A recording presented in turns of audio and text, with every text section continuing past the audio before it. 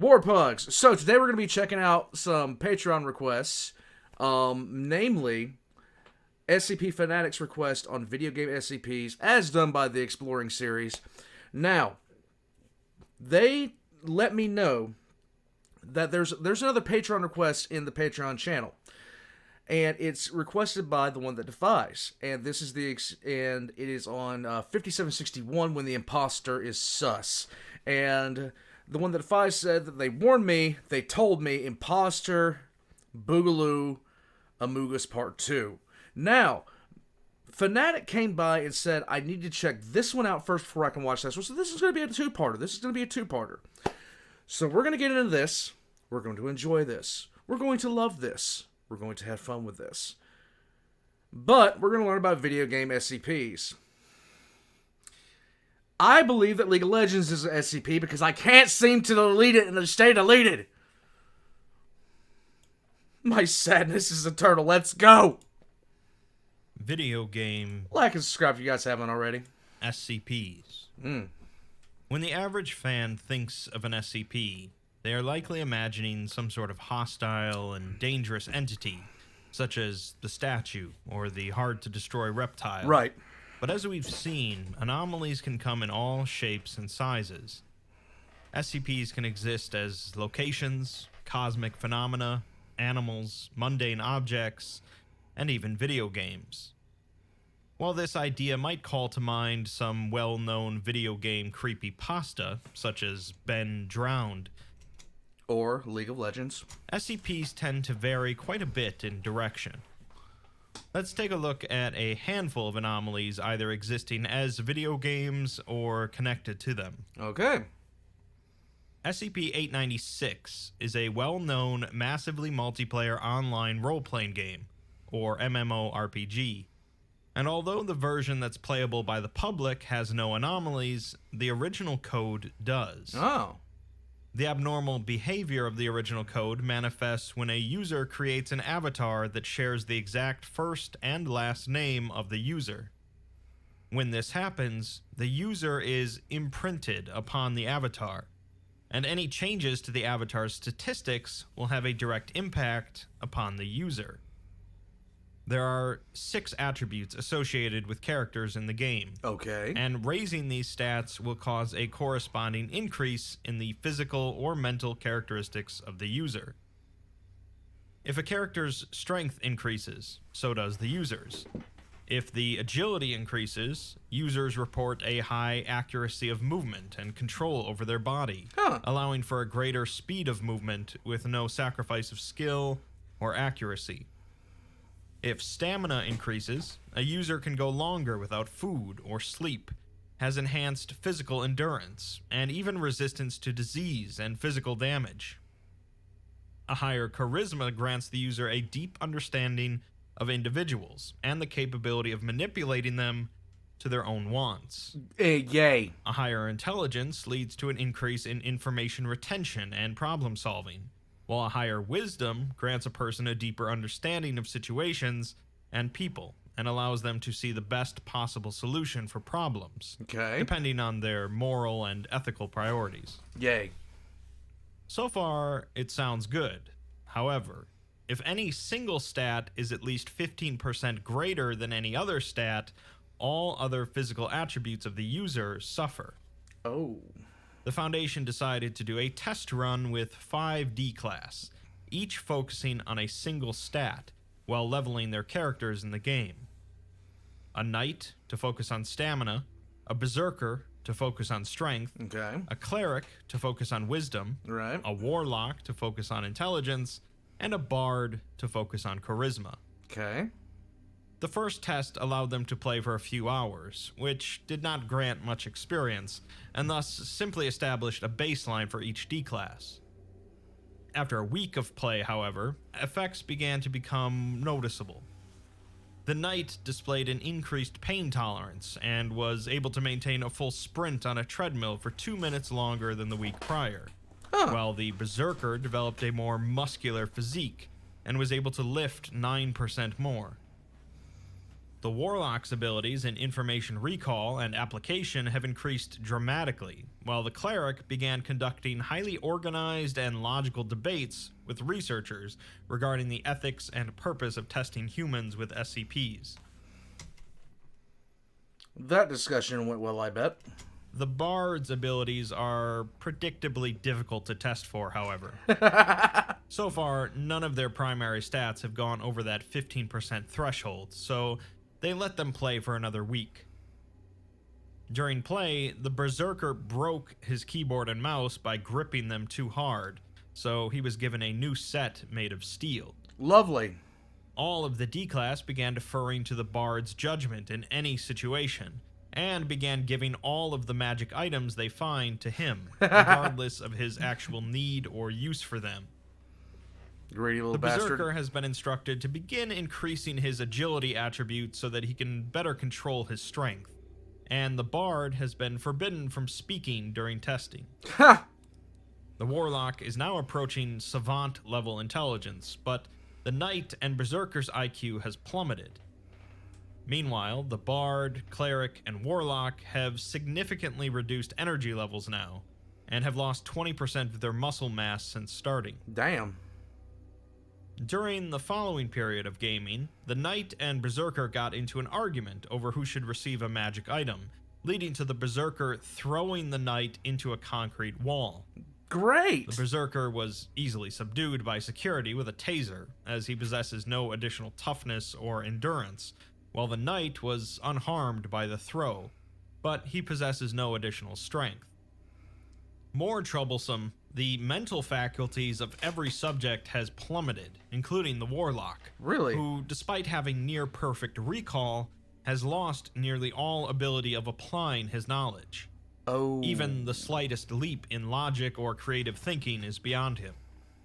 Conversely, the Cleric's long-term memory has been severely limited, and he must be briefed on all aspects of a problem before formulating a solution. Both the Cleric and the Warlock now require wheelchairs and assistance in feeding themselves.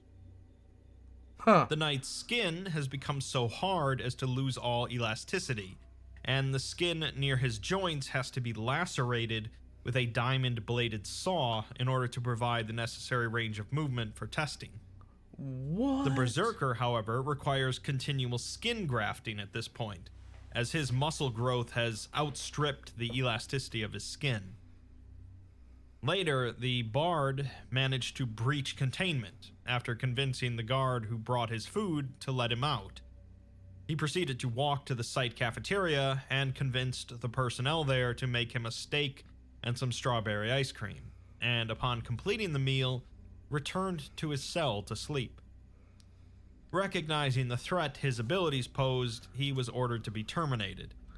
I'm not surprised. I'm really not surprised. With that much enhanced charisma, he could get away with anything. But it's theorized that he only returned to his cell because the thought of escape never even entered his mind. Yeah. The Cleric has requested permission to invest in some intelligence in order to enhance his failing memory, which is tentatively approved, as nearly all of the subjects require the Cleric's guidance to perform any task. The Berserker, meanwhile, claims that he is no longer experiencing any increase of strength or agility, despite continued gain in the game, but the Foundation isn't quite sure they believe him. Communication with all of the subjects is becoming increasingly difficult due to each of them losing language skills. Oh my god.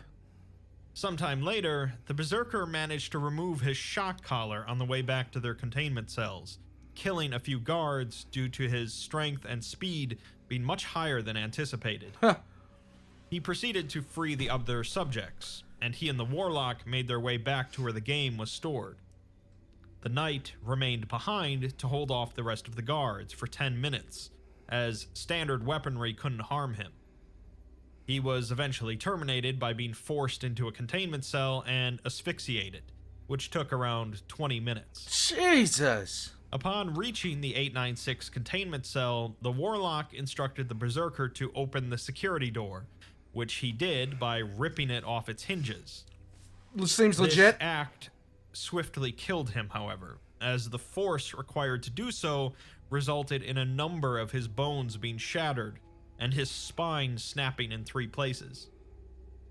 He had the strength to perform the feat, but his bone structure was still, unfortunately, human. Oh, God. The Warlock then accessed the game, taking 7 minutes to decipher the source code and directly edit his character's stats. There you go. Upon changing all of his stats to the max values, he disappeared and has yet to be found. Upon reviewing his account information stored in the game, researchers found a customer service notation simply stating that the user has been banned for hacking. The cleric managed to escape containment during the whole debacle, and his whereabouts are also unknown.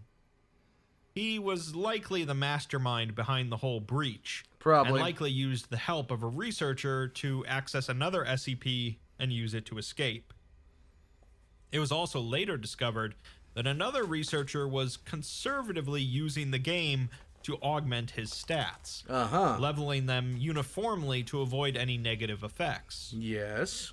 He was 53 years old, in good health, and his strength and IQ had increased 7% over the course of playing the game.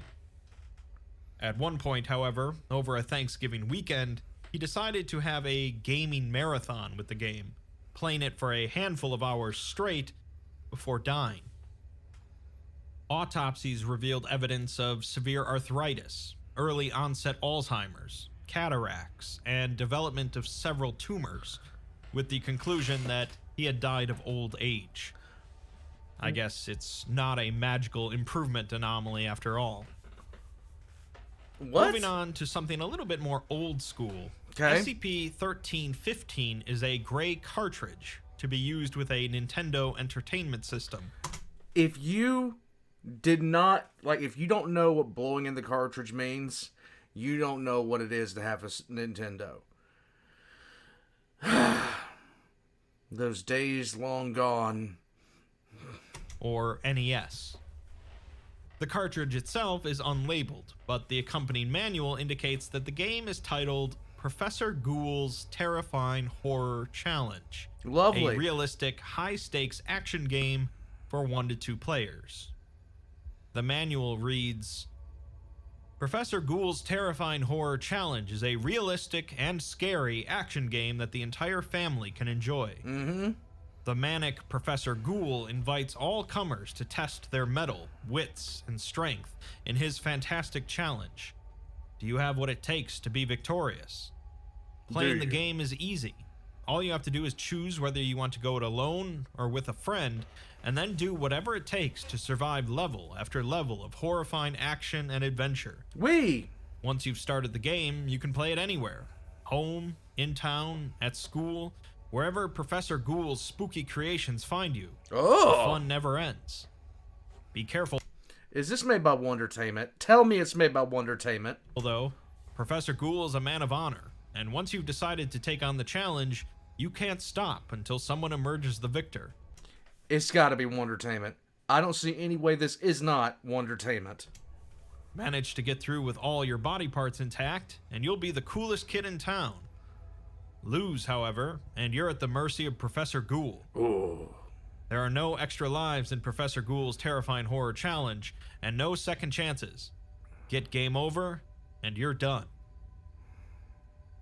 When using the game with an NES, a black screen will appear with the options of 1 player or 2. Okay. Pressing either option will then bring up a prompt to confirm that the individuals currently holding controllers are those that wish to play the game. Pressing yes at this point will cause the game to beep loudly and display a blank red screen. Lovely. The game That usually means you gotta pull the cartridge out and blow on it. Has now begun, and the player or players will be subjected to a series of increasingly horrific challenges that will seemingly manifest in the physical world. Yay! But only for the players to see.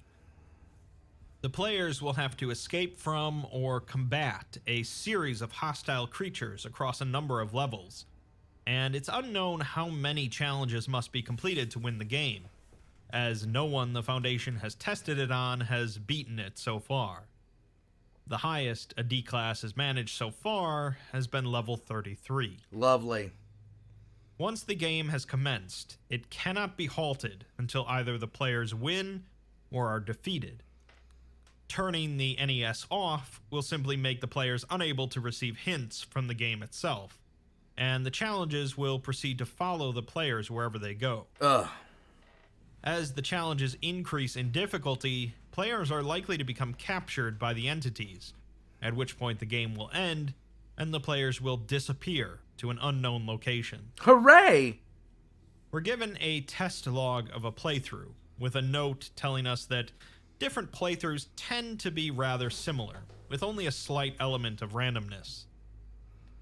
The first level consists of a large number of spiders, rats, or various insects attempting to overwhelm the players.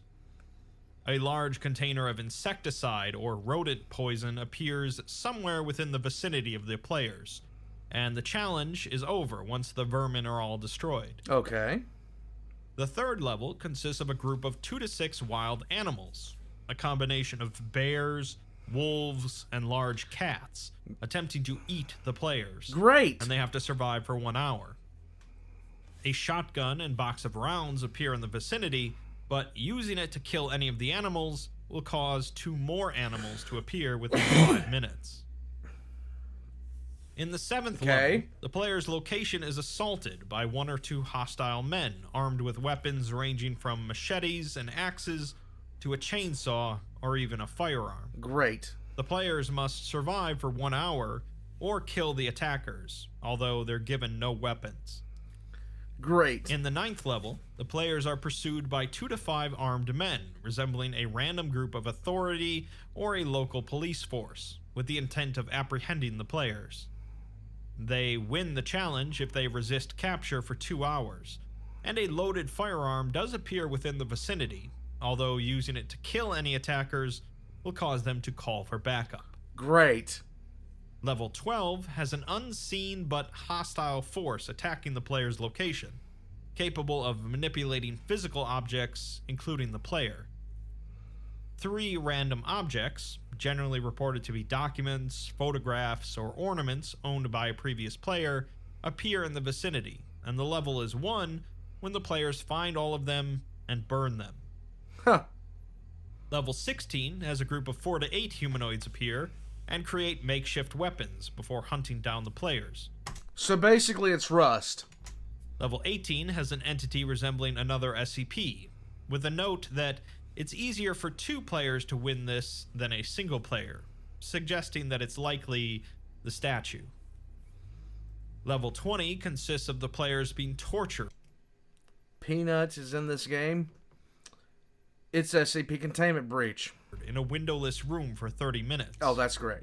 Level 23 involves the players being stranded in a dense forest and hunted by a number of unknown creatures until they reach a wooden shack a number of kilometers away. Great. And level 27 involves the players being attacked by shadow entities in a rundown urban area.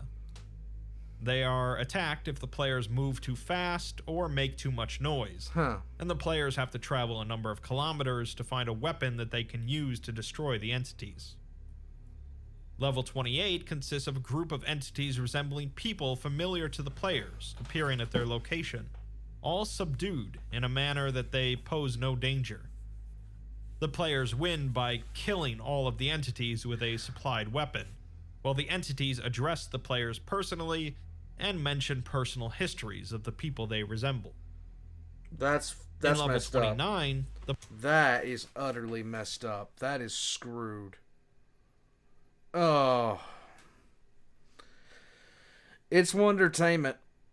Just tell me it's Wondertainment so I can move on with my day. Players perceive themselves to be on the top floor of an outer tower of a medieval-style castle that overlooks an expanse of forest, with a heavily armed and extremely hostile entity known as the Professor chasing them. The players have to find some keys hidden throughout the castle and then escape. Okay. In level 31, the players find themselves on a vast island containing the remains of an abandoned military complex, a small urban area, a network of underground tunnels, and patches of dense forest. PUBG. The players are again pursued by the Professor entity, as well as 3 to 6 entities resembling the victims from level 28. Great. All who move faster than the players and appear to communicate with telepathy. Lovely. The player's goal is to survive for 24 hours, but at every third hour, 2 to 4 additional humanoids materialize within the zone. The players are not provided with any weapons, but can use whatever is at their disposal to stun or kill the pursuers. The last level reached by D-Class, level 33, has been expunged entirely. Continuing with the NES is Okay. SCP-4054, a platform adventure game titled The Seventh Door, Great. released in 1988. The contents of each cartridge released vastly exceeds the storage limitations of its chip, and extracting its ROM produces a data file too large to be contained on any currently available device. 300 of the cartridges were produced, and since the game can't be copied, has limited replayability, and it's in an incomplete state, functional copies of the game are highly valued by NES collectors. The game is also notable for its unique method of bypassing the North American version of the NES lockout system. Huh. It does this by having 2 transistors on the cartridge that function as a voltage inverter, which produce a voltage spike that disables a circuit on the console and bypasses the lock. Later iterations of the NES included some modifications to prevent this bypass technique. A defect in this voltage inverter's design, however, causes irreparable damage to the cartridge's SRAM with each reset, producing an increasing number of glitches, inevitably resulting in the game becoming non-functional. On top of that, the game was also shipped in an incomplete state, resulting in a Did Paradox make this? Because I'm pretty sure Paradox does this all the time, so it wouldn't surprise me. number of aspects of the game being missing or broken. The protagonist has no extra lives, so upon dying all progress is lost and the cartridge resets, which is a problem. True. All power-ups described in the manual are absent in the game except for one, the Hand of Glory, which prevents all monsters and platforms from moving for 10 seconds. As a side note, a Hand of Glory was said to be the dried and pickled hand of a hanged man, which, when used to hold a candle made of the man's fat, could render everyone who viewed it immobile. All monsters in the game are missing, and falling into a pit doesn't kill the player, instead causing them to continue to fall off screen as the game over sound loops. While in most games this would make it rather difficult to actually die, the protagonist in The Seventh Door dies at apparently random intervals, typically after a period of remaining still, regardless of whether or not the game is paused. Okay. Memory overflow errors periodically cause sprites to load incorrectly, and the prisoners in the game use the protagonist's sprite rather than their own. Huh. After unlocking a door, prisoners provide no clues regarding the location of other keys, as the text boxes are empty. Despite the manual claiming that the 7th level is the final one, researchers have uncovered several hundred levels more, consisting of vast networks of crypts, prisons, abandoned factories, and empty underground cities. This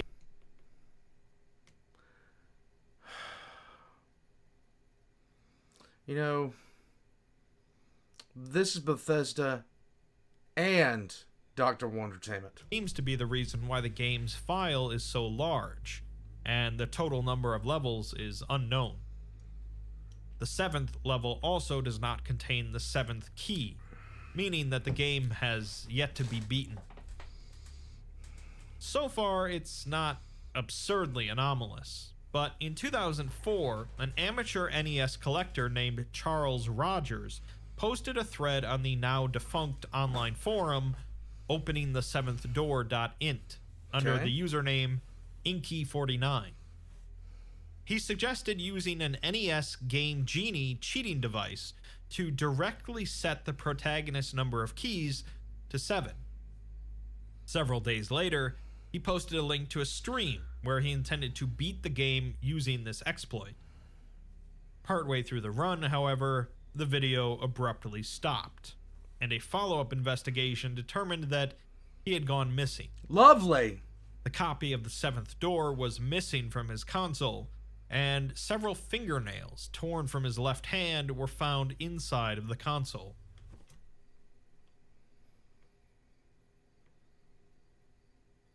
Hell no! To date, it has been linked to 25 disappearances and remains under investigation. That was definitely more of the classic creepypasta style of articles, so let's move on to something a bit more modern and a bit more controversial. Okay.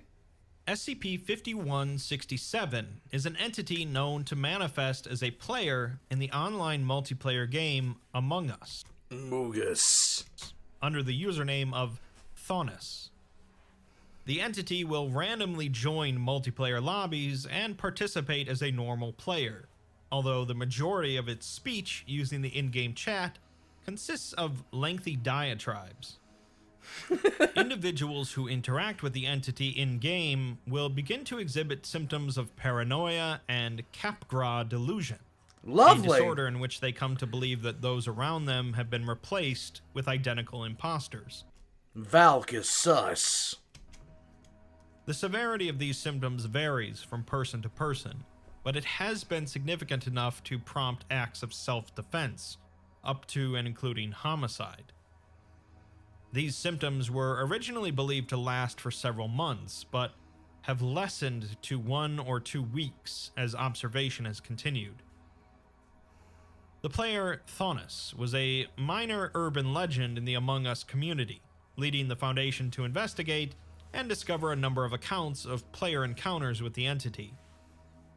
The Foundation tasked one of their learning computers with tracking sessions of the game until the entity was encountered, with the players in said session beginning to exhibit the symptoms associated with 5167.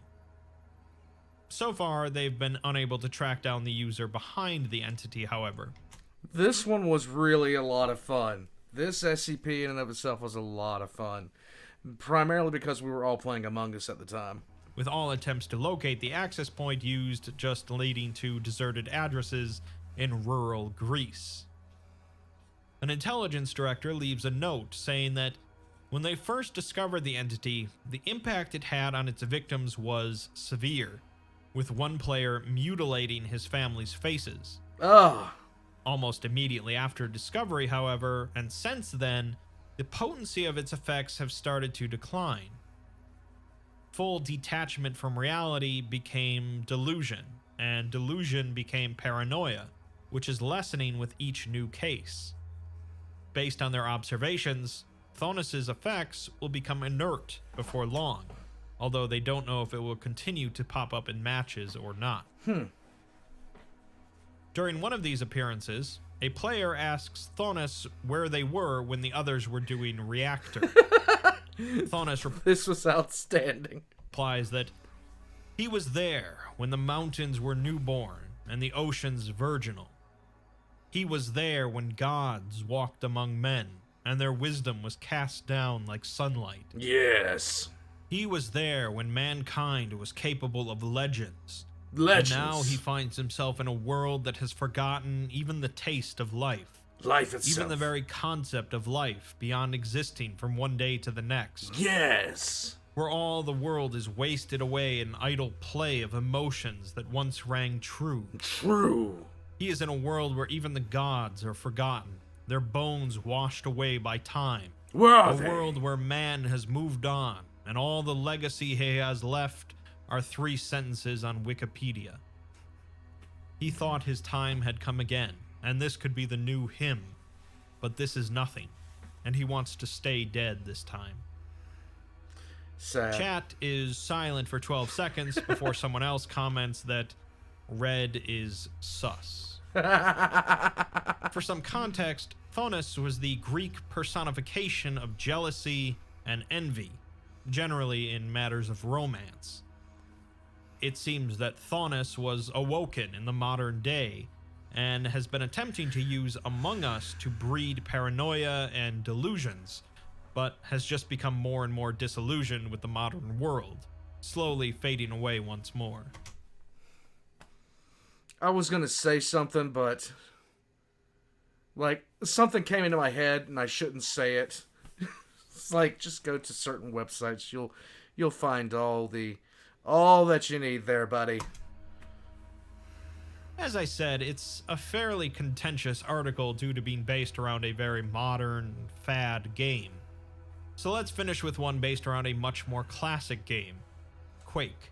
Yes! SCP-2639 is a phenomenon that manifests as a 1 kilometer cubic volume wherein anomalous entities and objects materialize, then dematerialize around 1 to 2 hours later. Okay. An imperceptible barrier around this area prevents the entities from leaving. Real quick. I don't know if it's big enough for you guys down here, but look at this face right here. Why is Carl Franz in Quake?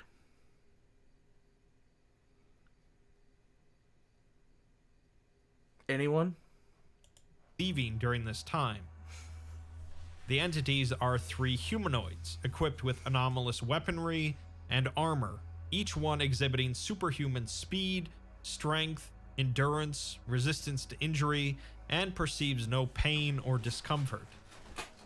When any of the entities are destroyed, an undamaged copy will appear shortly after, somewhere within the vicinity. The objects that materialize in the area are intangible, each hovering slightly above the ground and rotating on a horizontal axis. When the entities make contact with these objects, the objects typically disappears and confers a beneficial effect to the entity, including new anomalous weaponry, increased resistance to injury, and higher overall damage output. One particular type of object, known as an ammo pack, only appears when one of the entities or a non-anomalous human expires. Huh.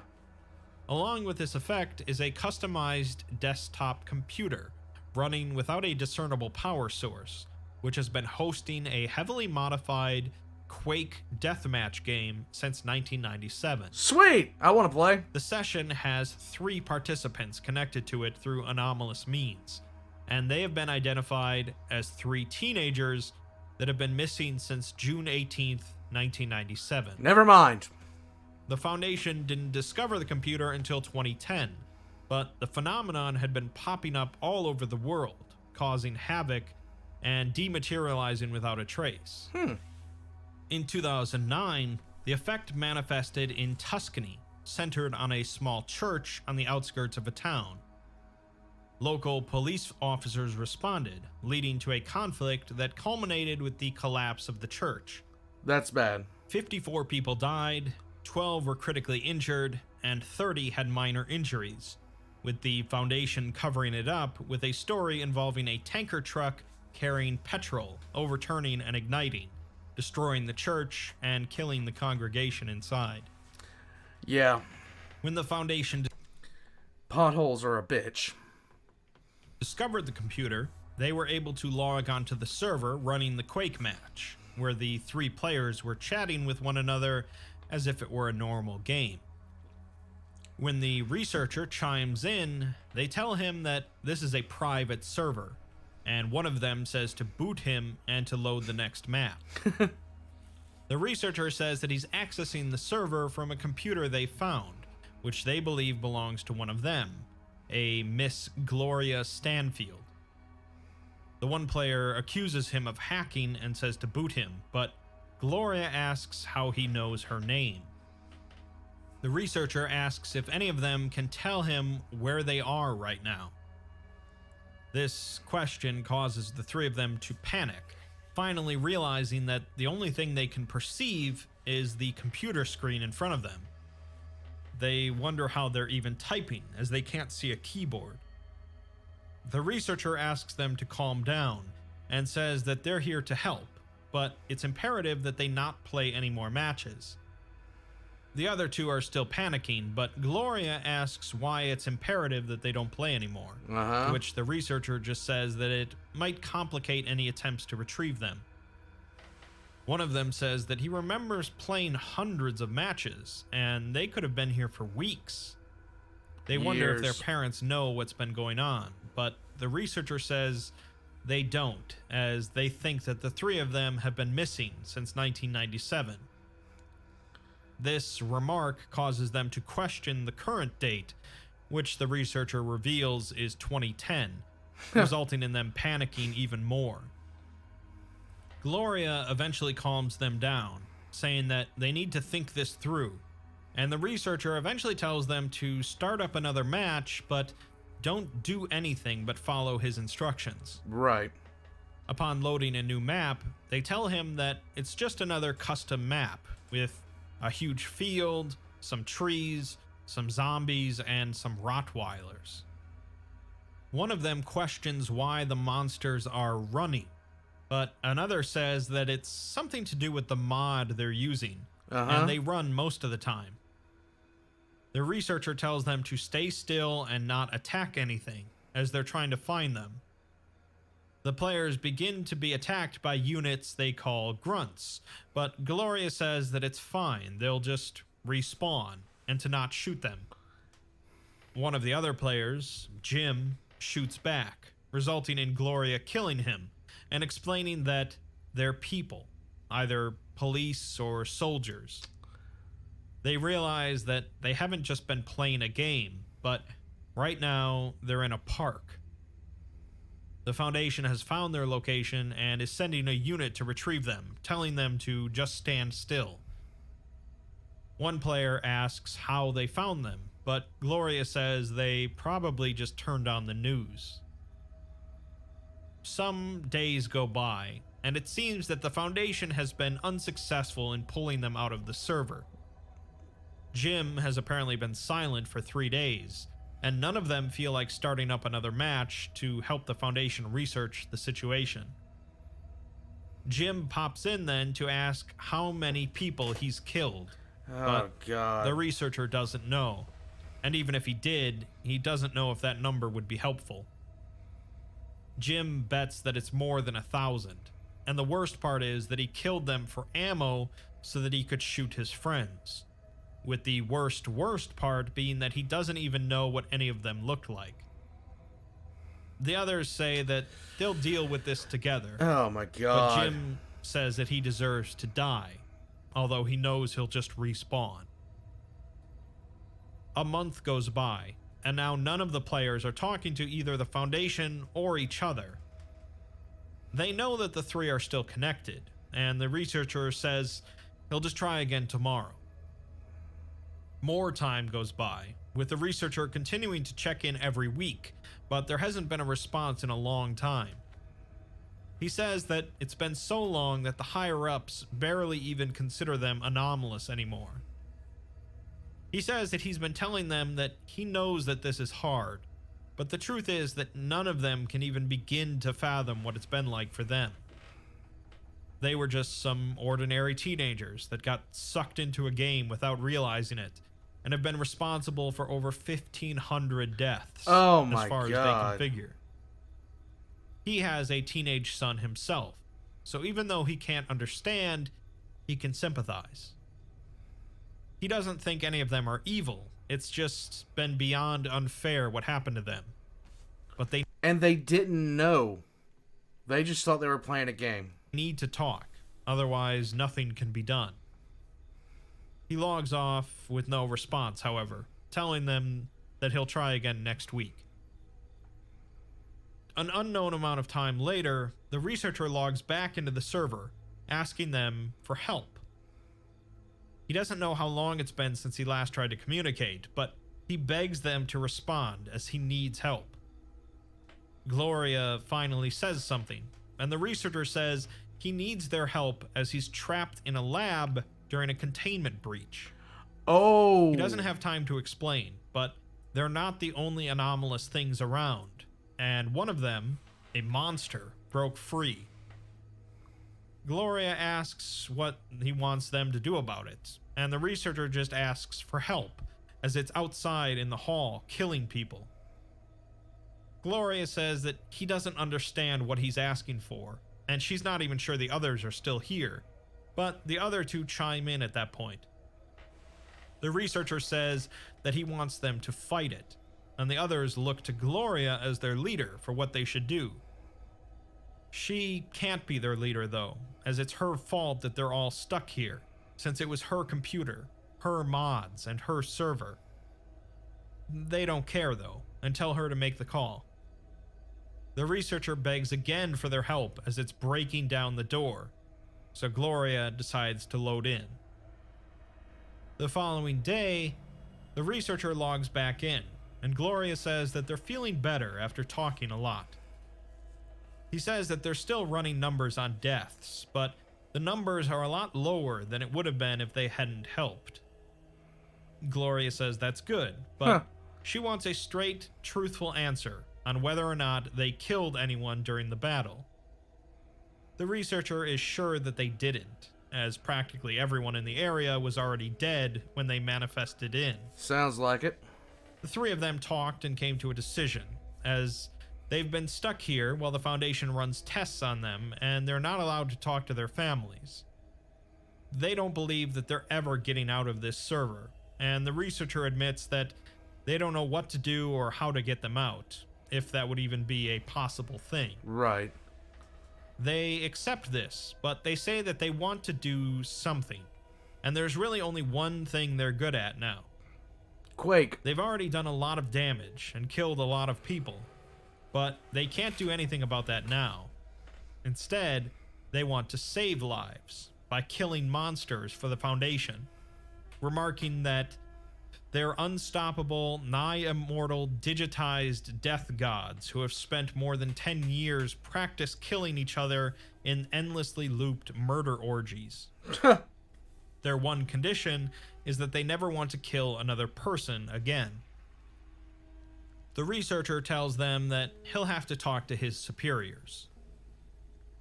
When he logs back in, he tells them that they said yes. This led to the creation of MTF Omega-9, the Scrubs. Their mission involves instantaneous deployment into extreme circumstances requiring the delivery of overwhelming force. Their primary purpose is as a rapid response team for containment breaches involving violent, hostile anomalies. I love that. Only to be used for non-human targets. Even the Foundation's not foolish enough to waste a team of cooperative, immortal slaughterers. Not all of these articles were about weird video games, which is perhaps what you might have assumed going in, but each at least was directly connected with one in some fashion. I've learned never to assume anything about SCP. Never, under any circumstances, assume anything about SCP. You're either going to be... I've never been sadly disappointed. It's always been a good thing. There are plenty more, of course, which is no surprise, since video games are such an important part of modern internet culture. True. From Polybius to Lavender Town, myths and legends about video games have continued to crop up for decades, and just like SCP in general, form a new age of folklore. Quote? No quote. Guys, I really like that. I love the last one. I love how they actually use them. Oh man, that's actually kind of cool. I would like to actually know that SCP number, because I'd like to research that on my own.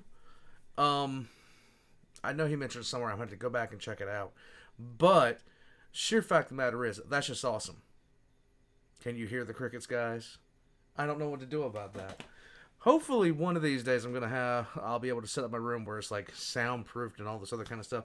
That way, you get to hear the glory of my voice as it comes, like tearing into your ears like a pterodactyl shrieking. It is what it is, guys. I love the last one. I love the Among Us one because when I first learned about that one, we were actually playing Among Us. But that last one, it was so good. The other one, I really the one where the one or two players um you basically fight a series of monsters and nobody gotten past level 33. Not too much of a fan of that one. Not too much of a fan of that one. That's compared to the other ones, I think that would be the low mark on the entire thing. But that last one with Omega 9, the Scrubs, I love that. That is awesome. That is outstanding.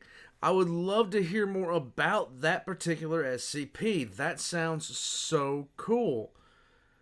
And guys, once again, if I don't say it enough, I don't know how to say it enough. Thank you for introducing me to this.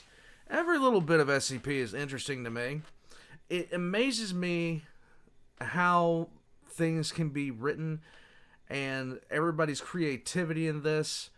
And the more I see, the more I learn, the more I just enjoy this. And I love this. I love some of the names, like one name in particular on this Patreon page here. The let's see, the 225,677th fragment of the Emperor. Somebody's a fan of Nomen. Speaking of Nomen, that's a Patreon request too that I'll be getting to soon. Guys, thank you for joining me. Thank you for spending time with me. All of the Exploring series links are going to be in the description down below. I highly recommend that you go check that out. My links are going to be down there as well, including for my lore channel, my Patreon, and merch. I'm heading out, guys. And I'll catch you guys next time. Mugus. Yes.